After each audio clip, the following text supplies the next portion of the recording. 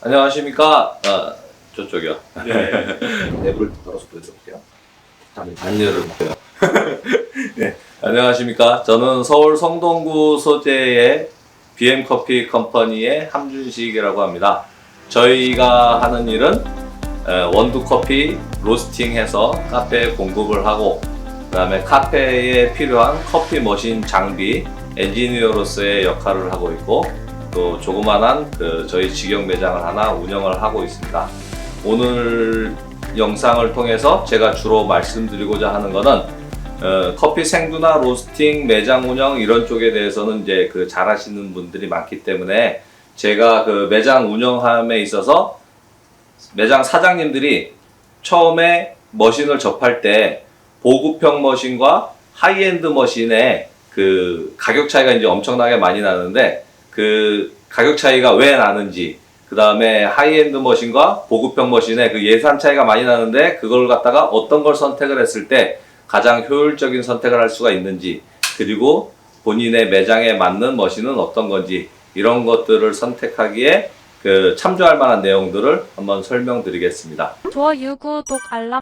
커피 스토리. 지금 제가 머신은 이제 두 가지를 놓고 비교해가면서 이제 말씀을 드리고자 하는데, 사실상 여기에 있는 머신과 여기에 있는 머신은 좀 급수 차이는, 가격 차이나 이런 것들이 좀 많이 나요. 사양 차이는 많이 나는데, 이쪽에 있는 머신은 단일 보일러, 일반적으로 많이 쓰는 단일 보일러 형태의 보급형 머신이에요. 성능은 굉장히 좋습니다. 가성비 좋은 머신이고, 가격은 대략 이제 300 중반대에서 예전에는 뭐 한 500만 원 사이 정도, 그 정도 됐었어요. 이제 판매하는 회사마다 이제 가격 차이는 조금 있지만, 근데 이제 보급형 머신으로서 이제 튼튼하고 가성비 좋은 모델이고요.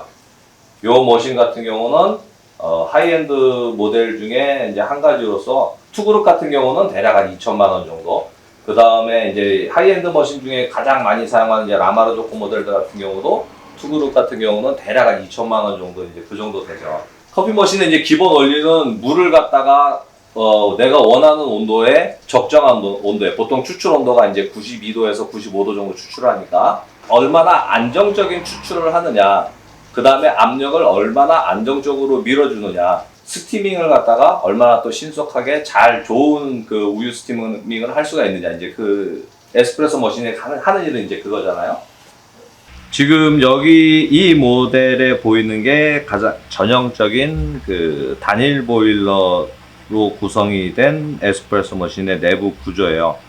여기에 전체적으로 크게 보이는 게 이게 보일러고, 보일러 하나에서 그 다음에 여기 보면은 열 교환기라는 부속인데, 이 큰 보일러 안에 작은 보일러가 들어가 있어요.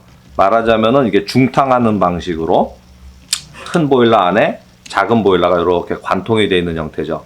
그게 단일 보일러인데, 이 큰 보일러가 물을 끓이는 히팅 시스템은 이 보일러 하나예요. 이 보일러 하나에 옆에 보면은 이제 여기가 이제 히터인데, 히터가 안쪽으로 이제 길게 S자 형태로 이제 길게 이렇게 안으로 이제 구조가 돼 있어가지고, 걔가 이제 열을 발산을 시키면서 이 보일러 안에 물을 데우게 되는데, 이 보일러 안에 물을 가열을 하게 되면은 저희가 먹는 커피의 물은 이 보일러 안에 있는 물을 먹는 건 아니고, 이 보일러 안에 열교환기라는 작은 보일러가 이제 들어가 있어요.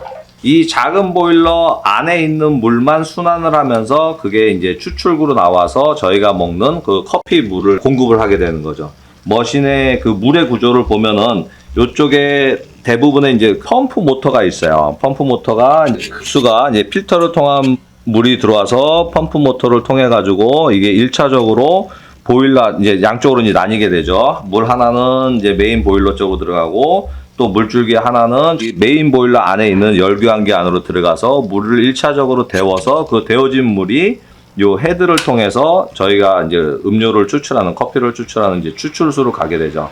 근데 이제 여기에 있는 요 부속들은 유량, 우리가 에스프레소를 갖다가 뽑을 때 뭐 30ml를 할 거냐 50ml를 할 거냐를 갖다가 제어해 주는 부속이 요 유량계예요. 플로우 메타라고 하는데, 유량계를 갖다가 열어보게 되면은 얘가 이제 바람개비 같은 게 이제 또 돌아가면서 이제 몇 바퀴 도느냐에 따라서 유량을 체크를 해요.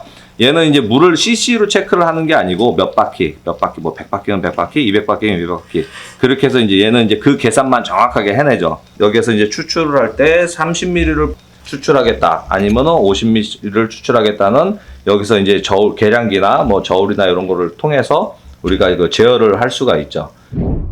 좋아요, 구독. 우리가 이제 라떼 메뉴를 만들 때 이제 우유 스티밍을 하는 이제 가장 중요한 역할 중에 하나가 이제 그거죠. 물을 가열을 하는 거, 그 다음에 스팀을 공급하는 거. 이 보일러에 물이 꽉 차 있진 않아요. 대략 60%에서 70% 정도의 물만 차 있어요.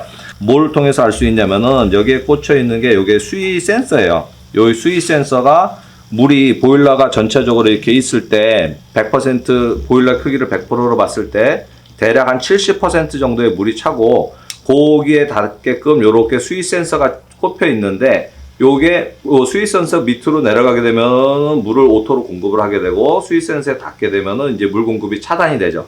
처음에 설정해 놓은 높이만큼 60%면 60%, 70%면 70%만큼의 그 정도의 물만 갖고 있고 나머지 이제 그 상부 공간은 이제 스팀으로 형성이 돼요. 스팀으로 형성이 돼서 우리가 이제 스팀봉을 갖다가 요 스팀이 이렇게 연결이 되어 있죠. 요거를 갖다가 스팀봉을 열게 되면은 여기에서 상부에 차 있는 에어들이 그 스팀들이 이렇게 추출이 되는 거예요. 기본 구조는 이렇게 돼 있고 온도 제어하는데 이제 편차라든지 반응 속도가 조금은 느리긴 해요. 그게 이제 이 컨트롤러인데 이 컨트롤러가 압력을 감지를 해서 압력이 어느 정도 내가 원하는 그 압력보다 오버가 됐다 그러면은 히팅을 끊어주고 그 다음에 그 밑으로 내려갔다 그러면 다시 히팅을 가열을 시켜주고 해주는 장치가 이 컨트롤러인데 한번 내부를 열어서 보여드릴게요. 안 열어볼게요. 네. 기계적인 컨트롤러를 사용하게 되면은 그 온도 감지에서 다시 올려주는데 이제 시간이 조금 걸리게 되죠. 그런 차이점은 있습니다. 독립보일러 쪽으로 가면은 대부분의 독립보일러의 그 하이엔드급 모델은 스팀 보일러와 추출 보일러가 이제 나눠져 있는데 요 안쪽에 이쪽으로 보이세요? 여기 보면은 안쪽에 헤드 쪽에 또 조그만한 그 보일러가 3개가 이렇게 있어요. 자, 그룹 헤드마다 하나씩. 얘는 스팀을 할 때 사용을 하고 추출할 때 사용하는 물은 앞쪽에 헤드 쪽에 따로 연결되어 있는 독립 보일러 쪽에서 가열을 하고 그런 차이점이죠. 독립 보일러를 사용을 하게 되면은 오직 추출할 때만 물을 사용을 하기 때문에 여기 메인 보일러에서 온수를 꺼내 쓰던 스팀을 꺼내 쓰던 상관없이 추출에만 관여를 하기 때문에 온도 보정성이 굉장히 높아지게 되죠. 가장 큰 차이점은 그겁니다. 내부 구조는 자세히 보면은 얘하고 굉장히 뭐가 좀 많이 달라 보이긴 하는데 실질적인 구조는 똑같아요. 에스프레소 머신이 하는 일은 물을 갖다가 가열을 해서 스팀을 형성을 하고 추출수를 안정적으로 보내는 일. 그냥 그거거든요. 좋아요, 구독, 알람. 커피 스토리. 만약에 그 정도로 바쁘게 돌아가는 매장이다 그러면은 안 맞는 거죠. 첫 번째 측정이 83도밖에 안 된다는 게 난 이해가 안 가네. 이런 온도가 83도밖에 안 된다고? 카페 주인이고 누가 관심 있어? 일단 전화하는 거죠. 카페 주인들이 이제 그런 경우가 되게 많죠, 사실은. 네, 갈까요? 들어와.